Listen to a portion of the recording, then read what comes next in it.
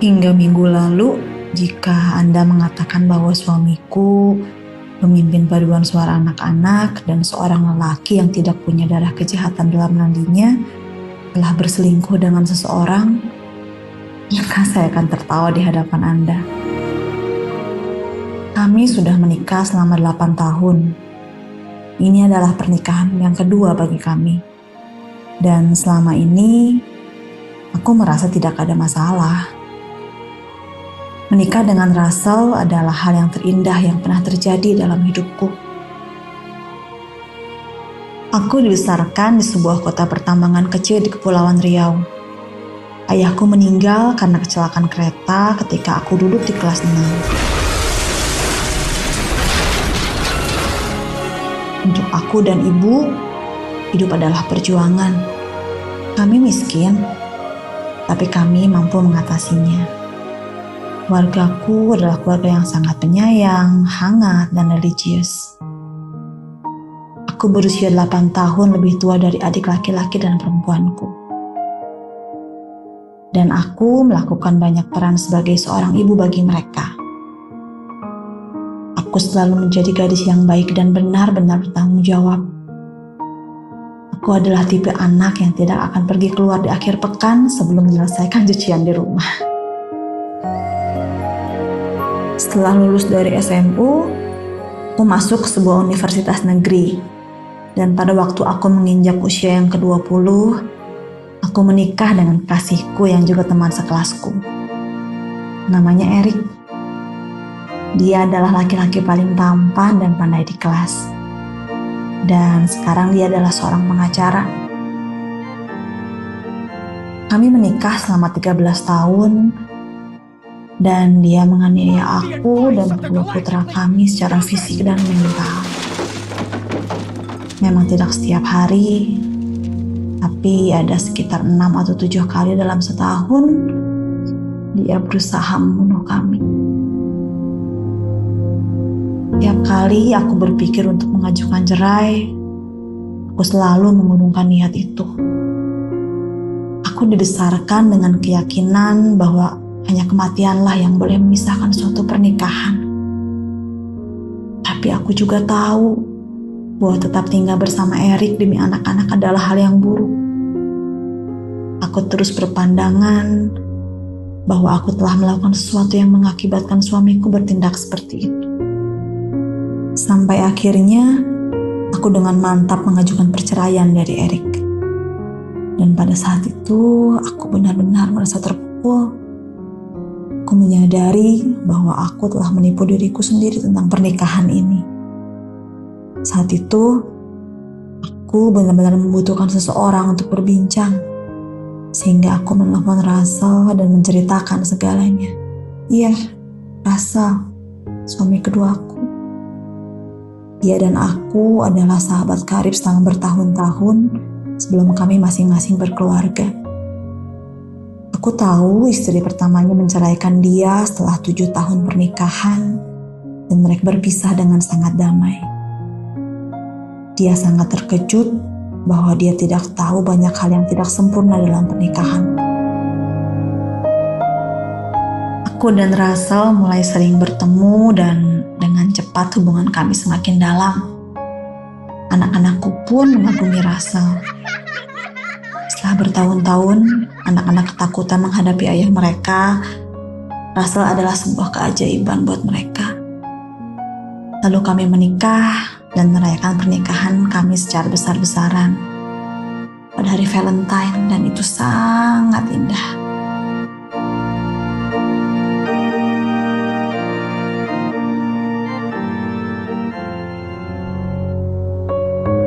Pada saat itu, Russell mulai serius dengan musiknya. Dia ingin menjadi penyanyi opera. Sehingga beberapa minggu setelah pernikahan, kami memutuskan untuk keluar dari pekerjaan kami dan pindah ke tempat yang lebih dekat dengan rumah guru yang mengajar Russell.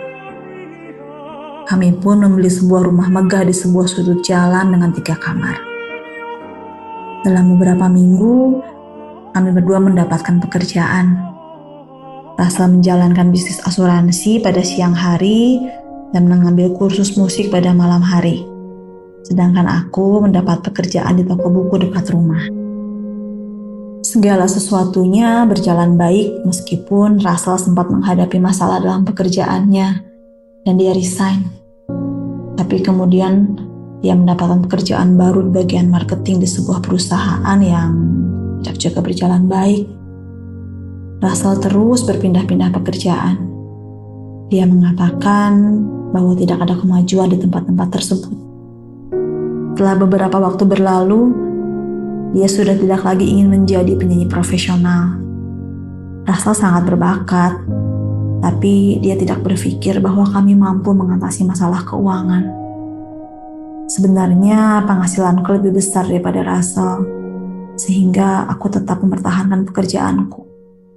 Ya, meskipun aku menjadi sulit meluangkan waktu lebih banyak bersama anak-anakku. Seperti yang aku ceritakan, semuanya berjalan dengan lancar, dan aku dapat menghitung dengan jari jumlah pertengkaran antara aku dan Russell selama 3 tahun terakhir. Malah bisa dibilang kalau itu bukanlah pertengkaran besar.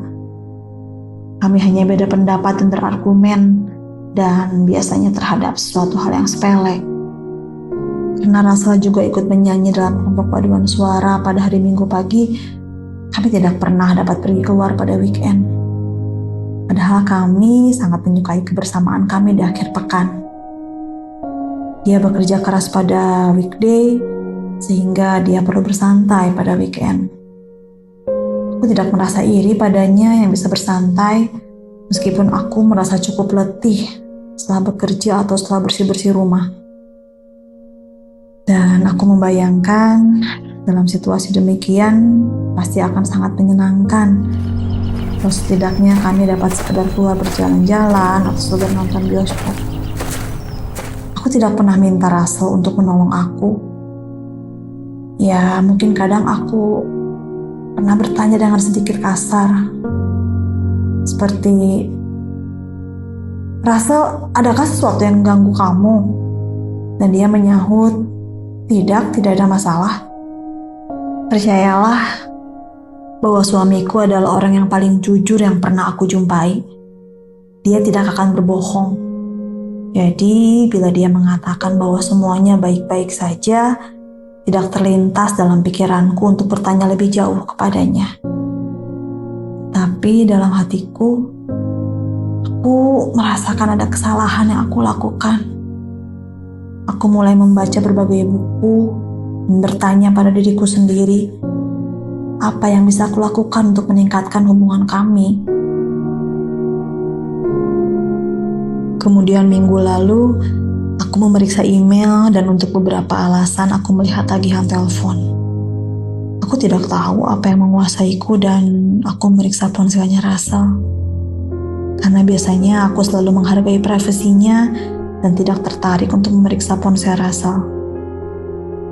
Aku perhatikan ada banyak sambungan telepon ke satu nomor. Aku tahu Russell tidak punya pelanggan di sana. Aku berlama-lama menatap ponsel dan menyadari bahwa banyak telepon yang dilakukan pada saat Russell berbisnis di luar kota. Apakah dia benar-benar menyeleweng? Aku terus bertanya-tanya. Aku terus melihat lebih jauh dan cukup meyakinkan panggilan ke nomor yang sama lebih dari setahun sebelumnya. Aku mencoba menghubungi operator untuk mengecek nomor tersebut, dan dia memberikan nama serta alamat seorang perempuan yang aku kenal di gereja kami. Ya Tuhan, aku berpikir hal ini terjadi di depan mataku dan aku gak bisa melihatnya.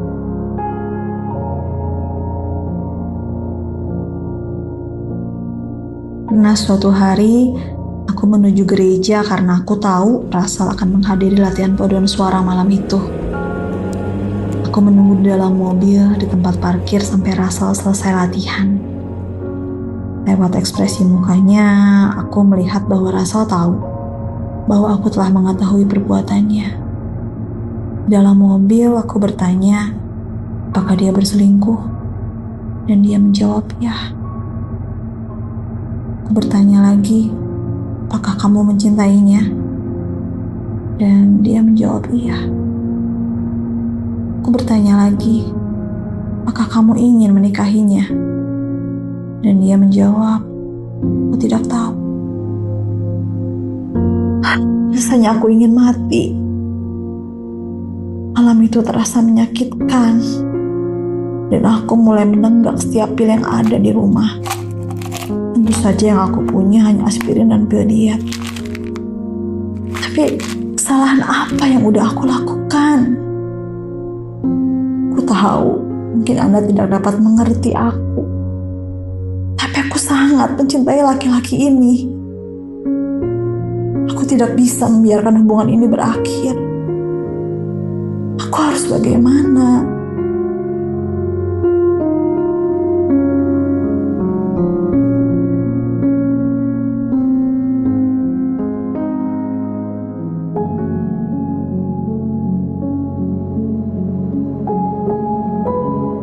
Aku mencintai istriku dan aku tahu aku membutuhkan bantuan. Bagaimana aku bisa mengacaukan kehidupanku seburuk ini? Bagaimana aku bisa menyebabkan luka yang dalam pada perempuan yang sangat aku cintai ini? Dia layak mendapatkan seseorang yang lebih baik dari aku. Eileen adalah orang yang istimewa. Banyak hal tampak mudah bagi dia. Dia adalah ibu yang hebat, dia juga hebat dalam pekerjaannya. Sewaktu di sekolah, dia selalu mendapatkan nilai A, sedangkan aku selalu menjadi murid yang payah. Dia mempunyai banyak teman, sedangkan aku mempunyai masalah untuk dekat dengan orang lain. Aku adalah seorang penyendiri. Ibuku adalah seorang ibu rumah tangga yang sangat religius. Tutur katanya sangat halus dan sangat mengabdi kepada ayah. Ayahku adalah seorang supir truk. Dia jarang di rumah. Dan bila ayah ada di rumah, dia akan mengatur rumah seakan-akan dia adalah raja dan yang lain adalah pembantunya. Dia sering mabuk-mabukan dan berhubungan dengan wanita lain.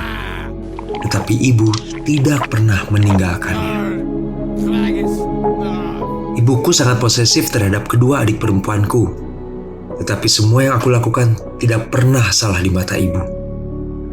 Aku adalah pusat dunia ibu.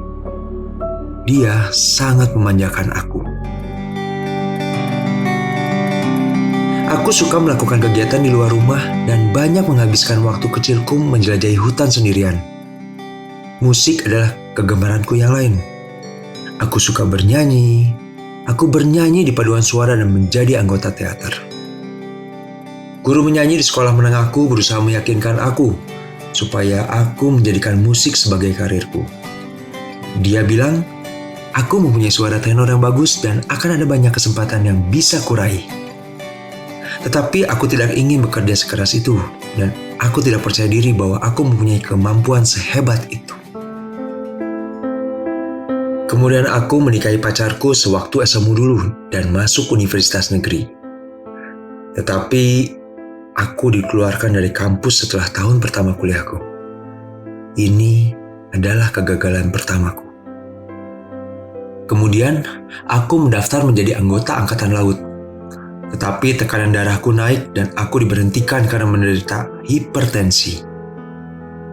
Ini adalah kegagalanku yang kedua. Segera setelah itu, pernikahanku berantakan. Kegagalanku yang ketiga. Aku tidak tahu apa yang akan aku lakukan dengan kehidupanku. Tapi sejak semua orang mengatakan bahwa aku bisa menjadi salesman yang hebat, aku memutuskan untuk mencobanya. Aku mendapatkan pekerjaan menjadi sales asuransi jiwa, dan 3 bulan kemudian, aku tidak mendapatkan satu pun nasabah. Kegagalanku yang keempat. Aku berpindah dari satu pekerjaan ke pekerjaan lain sebagai sales. Tetapi tetap saja aku dipecat karena aku tidak bisa mencapai target. Aku mempunyai banyak sekali catatan hitam dalam riwayat hidupku. Mungkin tidak seorang pun yang mau memperkerjakan aku. Aku menjalani pekerjaan di bangunan untuk mencukupi kebutuhan. Tapi ketika aku hampir mencapai usia 30 tahun, aku berpikir, kamu sangat menyukai musik. Ayo kita lihat apakah kamu bisa memperoleh hasil dari musik. Aku mulai mengikuti pelajaran di sekolah musik dan mendapatkan pekerjaan di perpustakaan. Dan saat itulah aku bertemu Aileen. Setelah pernikahannya berakhir, kami mulai bertemu dan aku tahu bahwa pertemuan itu adalah hal terbaik yang pernah aku alami. 3 bulan kemudian, aku memohon kepadanya untuk menikah denganku. Dan segalanya berjalan dengan baik. Percayalah, sampai pada kekacauan ini, aku sudah sangat jujur kepada Aileen. Dan aku mencintai anak-anaknya seolah-olah mereka adalah anak-anakku sendiri. Tetapi aku melakukan kesalahan. Aku berhenti kuliah lagi, mendapat pekerjaan menjadi salesman lagi. Dan aku memilih untuk bernyanyi dalam opera kecil dan paduan suara di perusahaan tempatku bekerja. Aku berpikir, bagaimana nantinya hidupku ketika aku berumur 40. Dan kukira seluruh kegagalan dalam hidupku akhirnya membuatku lemah. Kemudian suatu hari, ketika aku sedang menyanyi di paduan suara, aku melihat seorang wanita cantik anggota kelompok paduan suara sedang menatapku. Aku merasa tersanjung oleh perhatiannya, sehingga aku menghampiri dan memulai percakapan. Di gereja, ternyata kami berada dalam komisi pencari dana yang sama. Tidak ada orang lain yang bergabung, hanya kami berdua. Suatu sore, kami bertemu di rumahnya dan segala sesuatu berjalan begitu saja. Lalu aku menyadari kami berdua sudah berada di atas tempat tidur. Aku merasa sangat buruk. Tapi seperti kecanduan, aku terus kembali untuk melakukan yang lebih. Aku mulai mengingat hal-hal yang salah dalam pernikahanku. Seperti Aileen yang selalu mengomel kepadaku untuk membantu pekerjaan rumah tangga dan lain-lain. Kehidupan seksual aku dan Aileen hebat. Tetapi dengan perempuan ini, aku merasa fantastis. Aku menemuinya 2 kali seminggu di motel atau di rumahnya sebelum anak-anak pulang sekolah. Dia bekerja sebagai tenaga pembukuan dan hanya bekerja di pagi hari. Suaminya adalah seorang pemabuk yang tidak pernah di rumah. Valerie bukanlah tandingan bagi Aileen. Aku bisa berbicara kepadanya dengan cara yang tidak pernah bisa kulakukan dengan istriku. Aku menceritakan masalah-masalahku di tempat kerja dan bagaimana aku mengacaukan hidupku. Tapi bagaimana mungkin aku menceritakan hal ini kepada Aileen? Aku menikahi seorang perempuan super dan sempurna. Gila, dia bahkan menghasilkan lebih banyak uang dibanding aku. Tetapi melihat Aileen mencoba untuk bunuh diri, aku seperti bingung. Aku tidak percaya aku mengatakan hal ini, tetapi aku bimbang dengan keduanya.